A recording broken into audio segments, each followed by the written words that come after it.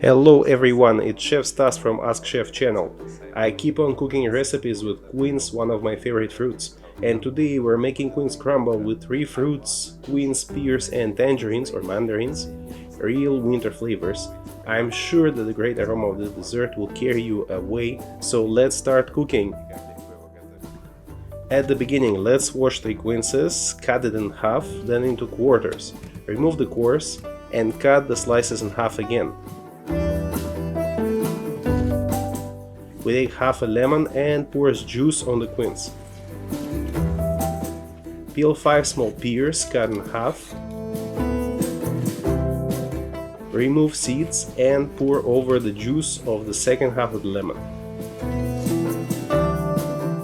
Then peel 5 tangerines and cut off the white part from the zest as much as possible. The most important thing here is that your knife should be sharp.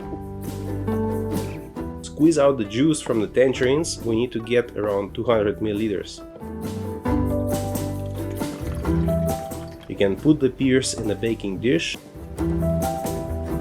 Put a frying pan on the fire. Melt the butter and lightly cook the quince and tangerine zest. Add sugar. Then mandarin juice. Dry white wine. Let it simmer for 20 to 30 minutes and transfer the quince with zest and resulting syrup to the baking dish with pears. Put the dish in the oven, preheated to 180 degrees Celsius, and bake until the quince becomes soft and caramelized. In the meantime, take 150 grams of flour, 80 grams of sugar, 120 grams of crushed halva, which is seeds paste with sugar.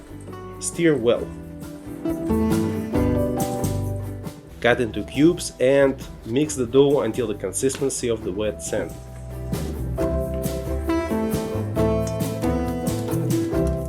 So now let's take out the baked fruits and crumble the resulting dough on the top.